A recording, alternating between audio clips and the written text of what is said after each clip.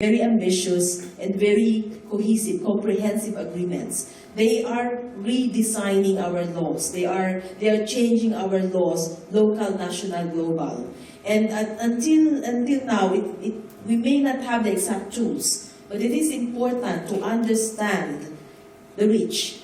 Many of us who studied a lot, studied about the poor, studied about poverty. Now it is, I think, also important to know, understand how the rich acts, how the companies act. We have to see, because we have to know our enemy. Because at the moment, the enemies that we say are partly the new actor are these big corporations. Sont contre les peuples que nous sommes. Industry and government are both against ourselves as people. En RDC, par exemple, les femmes travaillent, mais il y a un problème de l'évacuation des produits agricoles. In DRC, women work, but there's a problem with distribution of produce. Il n'y a pas de route de desserts agricoles. Et tous les espaces sont occupés par les multinationales qui nous vendent les produits qui ne sont pas bio. The roads are all occupied by the channels are all occupied by multinationals, and there's no way to sell organic whole produce. Et nous avons une autre difficulté par rapport à nos parlementaires qui ne jouent pas correctement leur rôle de légiférer, de contrôler l'exécutif et de nous représenter. And we also have a problem with our parliament. The members of parliament don't play their role as lawmakers, as the power that exercises control over the executive, and as our representatives. They do not play that role properly. Because when you look at the mining, when you look at the land grabbing, it's our governments that negotiate. The big corporations, they come, they deal with our governments. So, because they are corrupt, they are not looking at actually the interests of the population. They are looking at themselves. What are they achieving? What are they getting out of it? That's what we are talking about, being corrupted. If you look at the land that is being grabbed, you find it is the government officials that are actually grabbing the land. So the enemy actually is our governments. If our governments were not corrupt, if our governments had the interests of the people, maybe somehow, somewhere, the impact will be at a minimum level. I've been asked to speak on behalf of my group, but I think I can speak a little bit to what Sam was saying, is what we were discussing. I'm going to stick with that animal metaphor which Mersha gave, and we were talking about it, and I would characterise it as a kind of hydra, which for those who don't know is a big dragon-like creature, but it has many heads.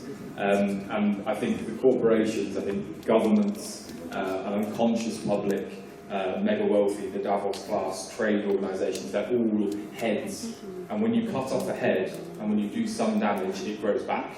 And actually it can grow back worse, or it can grow back more because it gets smart in the process. But every creature has a heart. And we really delve deep back into the past and looked at what is it that binds all of those heads together. It's an understanding of the world, it's an understanding of what human beings are and how we relate to Mother Earth. And we talked about the reduction of Earth to a kind of dead thing, a fuel to drive the industrialization of countries, and that comes from, actually, one of the biggest thinkers is René Descartes, who's from here in Paris. And all of that is mapping up into this violent colonial and neo-colonial effect, this system where people are perpetuating it against their own people.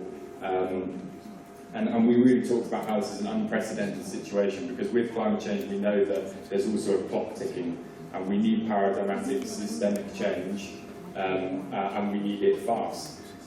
But we talked about how do you start with the heart? How do you change from there? And we talked about how we must have conversations to subvert the values and deconstruct the language of development, because development itself was the system getting smart. It was countries who had exploited the nations in the global south for generations, for hundreds of years, suddenly seeing they couldn't just do it, you know, as they pleased. They had to justify it, and so they came up with this notion of development. So we need to delve into those terms, and finally we need to open spaces for people who still have the connection with Earth to speak to others and reconnect them with that understanding of where we're coming from.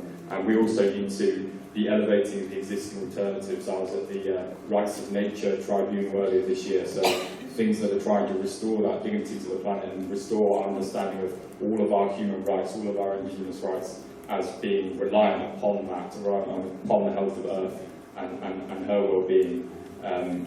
We need to find ways to do that and come together and have these conversations.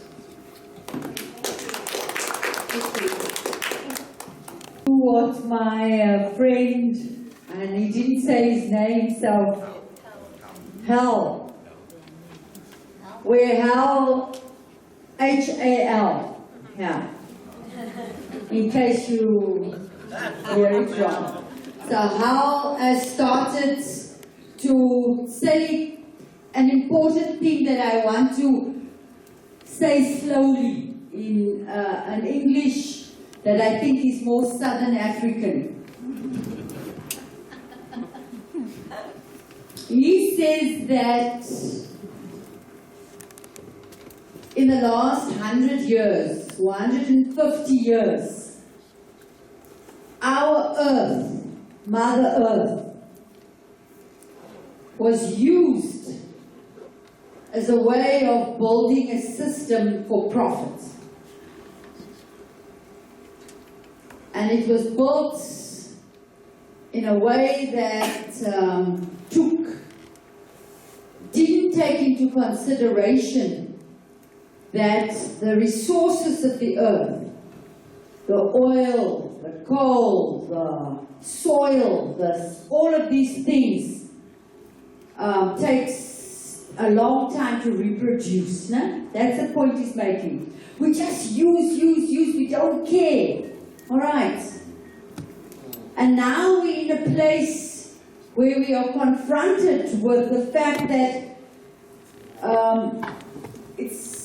there is not an endless world of resources that's been used for profit by some. I think it was Mama Letefani who said, we didn't pollute, we didn't create this mess. And those who created this mess now want all of us. In fact, they want us to pay even for their mess. So this is a serious place we are at. And it's a place where we have to do as she says. We have to redefine the terms of the struggle. So we have to fight locally. It's correct. But it's not enough. We need to fight at many different levels, and we have to ask Alice, Susan, Flyda, all of us here in this room, we have to ask how this local struggle that we are fighting now, how through this struggle are we changing ourselves, our thinking about Mother Earth? Because we must also change. We also need to change our own consciousness. How are we fighting these multinationals that she's talking about? How are we fighting governments? Because if we only fight in this little corner, we are simply defending a small space. And it's not enough. That's what the point that we are making over and over. We need to link up. We need to try and make our struggles much more radical, much more transformative, much more and link the north to the south, the east to the west, etc. That's what we need to do. We have to be political. I've been saying that the whole morning.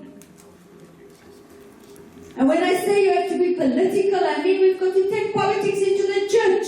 I'm not saying don't go to church. Go to church, but fight there also to be political. To the street committee, to everywhere. Shake up the process. That's what we are trying to say. Because if we don't build a global movement that takes poor people, a climate movement that only thinks climate is about I was in a meeting this morning early, and it was an American person who spoke. And I shouldn't do because I'm generalizing, so please accept my prejudice, forgive my prejudices. But this person thought that if we did yoga every day, and if we use paper cups, we are going to save the earth. Never mind our floods and all these kinds of things. So I am saying those people we have to shake. All right? So maybe I'm just in a bad mood since this morning because he spoke such rubbish. I did yoga. I refused to go to his yoga after that. You didn't get up like that. Okay.